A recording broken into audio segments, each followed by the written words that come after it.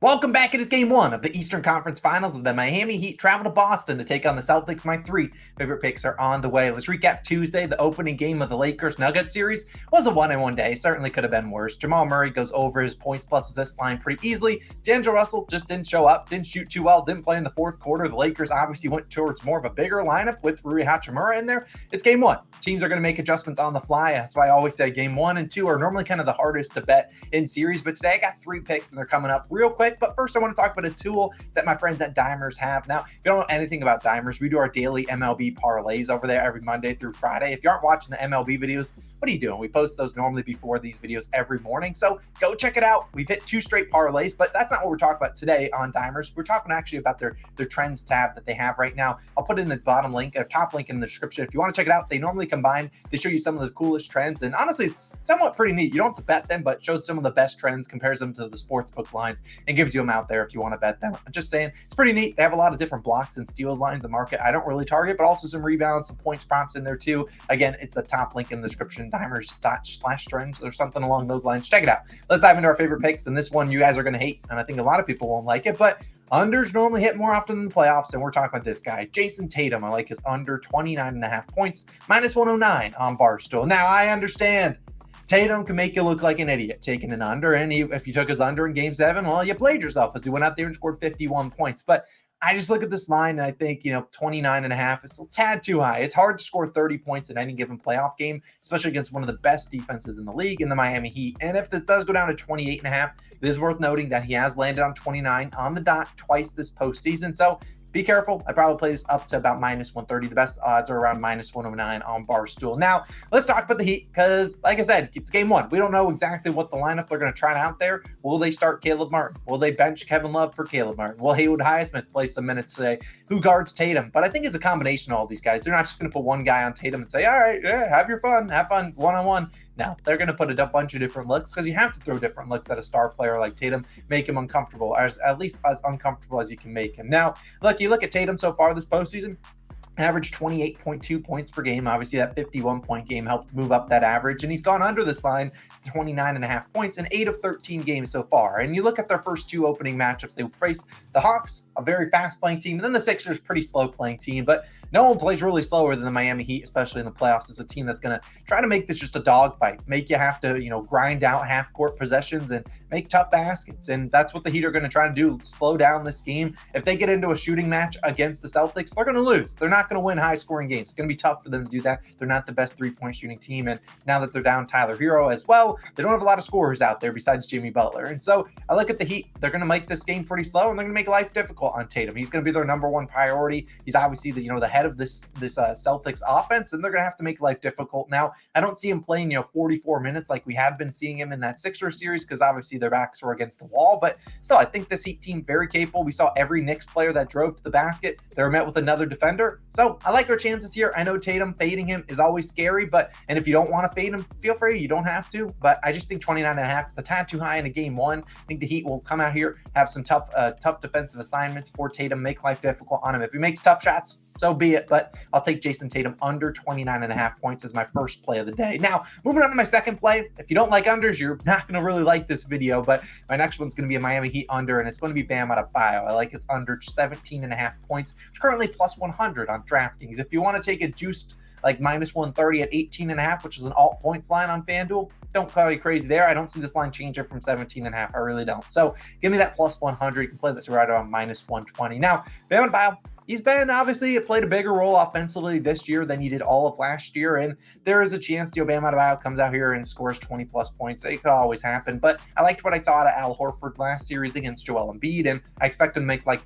difficult on a guy like Bam Adebayo. Now, if there's anything, we've taken some Bam unders, taken some Bam overs this season. If there's anything I know about Bam is that it's never going to be a sweat-free, normally winner or loser. Bam could score 15 points in the first half and then not score in the second half. We've seen it happen before. We've been on the bad end of some of those performances. So until Bam scores 18 points, the under's always in play, and I like it here today. Now, we obviously know Al Horford's been a great defender, but so is Robert Williams, and we've seen, a lot of people are on the Heat plus 8. A lot of people are on the over in this one, and a blowout could really help us out with Jayson Tatum's under and also Bam Adebayo's under. Well, we're not banking on a blowout here. Here's why I like Bam's under. Now, Bam, this postseason, he's been decent, 18.1 points per game, gone under this line in 5 of 11 postseason games. So going over in 6 of 11, not great for us, but he did score 18 points on the dot twice. So he's real close to going over or under this line. And Adebayo over this line in 3 straight games. So I'm thinking an under's coming up soon. And Jimmy Butler was not 100% in a lot of those games against the Knicks.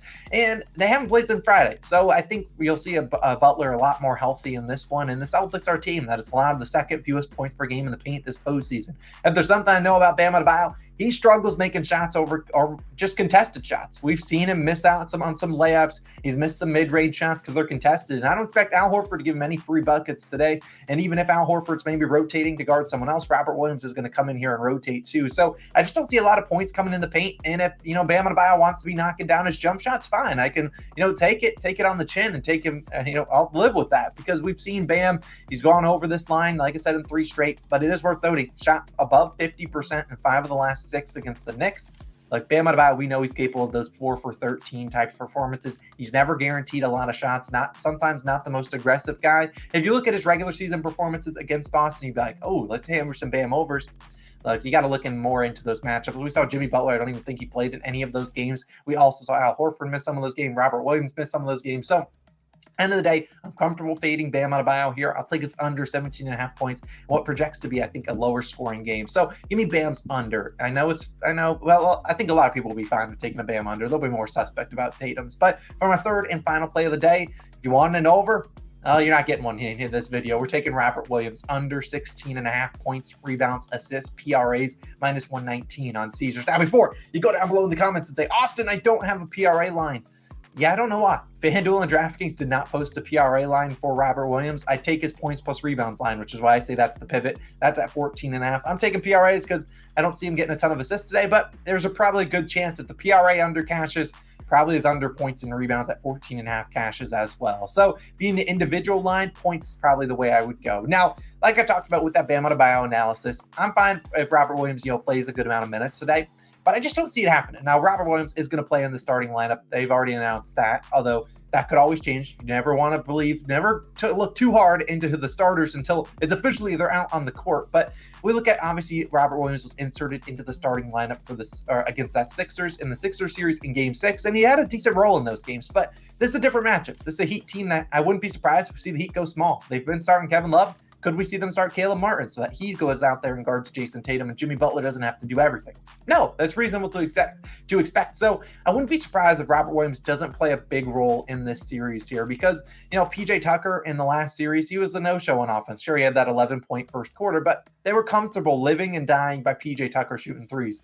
The Heat are going to put guys out there that can knock down those shots, and I don't really think they want to live and die by Caleb Martin, who played pretty well against the Knicks, knocking down some open shots. So I think the Heat or the Celtics are going to go to more of a smaller ball guard rotation where we're going to see guys like Derek White, more Malcolm Brogdon, Marcus Smart, those guys playing a bigger role than a guy like Robert Williams. And even if Robert Williams gets a ton of minutes, we've seen him go under this before. This postseason, we've seen him, average 6.7 points per game, 6.4 rebounds per game, and 1.2 assists per game. That's 14.3 PRAs. Now, you look at during the regular season, the Heat, one of the best defenses against opposing centers. Second fewest points per game, second fewest rebounds per game, and first fewest assists per game allowed to points or to centers. So they clearly are not a great matchup here. Don't give up a lot of offensive rebounds either, which Robert Williams, I feel like if he's going to score, it's a lot of offensive rebound tip-ins and stuff like that. But at the end of the day, if you were to look at Robert Williams and how he played against Miami, you'd see in his only game against them this year, he had 11 points and 8 rebounds. He played about 32 minutes in that game. I don't see him playing 32 here. And also, Jaylen Brown, Al Horford, Marcus Smart, all of those guys were out. That's a lot of usage and a lot of minutes out there. So I think we're going to see Robert Williams go under here. So far in the postseason, 13 games played, under this line in 9 of 13. And when he doesn't see above 27 minutes, he was under this line in 8 of 9 such games. So it's going to be a slowed down tempo game. And there's still going to be Tatum out there to grab rebounds. Al Horford's going to grab rebounds. Jaylen Brown grab rebounds. Derek White, all these guys are hustling for rebounds. It's not like you have guys that just run away from the rebounds. All those guys are going to try to get rebounds. And this is a guy like Robert Williams, who we could get a winner like unfortunately we lost with D'Angelo Russell last night. But this could be a similar kind of scenario where just not Robert Williams, just not playing meaningful minutes. And this is a guy that could see his minutes just absolutely go like that, and he could not see a lot of minutes. So that's certainly possible. I just am going to fade Robert Williams in game 1. I just don't see a big role for him here. He doesn't really he's not going to create his own shot. He needs other guys to kind of spoon feed him the ball and get easy dunks. I just don't see it happening. Miami Heat, obviously one of the best defenses against centers and points allowed in the paint. So I'll be fading Robert Williams under 16.5 PRAs. Then my other two plays, Bam's under in points and Jayson Tatum under in points as well. I know it's 3 unders. I know a lot of people aren't going to like that. Probably see me taking a lot more unders in this series because it's the Miami Heat. They play super slow, play good defense. That's their calling card. So those are my 3 favorite plays of the day. Let's try to go at least 2-1. 3-0 sweep would be pretty sweet. I'll see you guys back again for some more plays for Lakers Nuggets game 2. I think that video will be live later on tonight. Love you guys. Have a great day. I'll see you guys in the next one. Peace.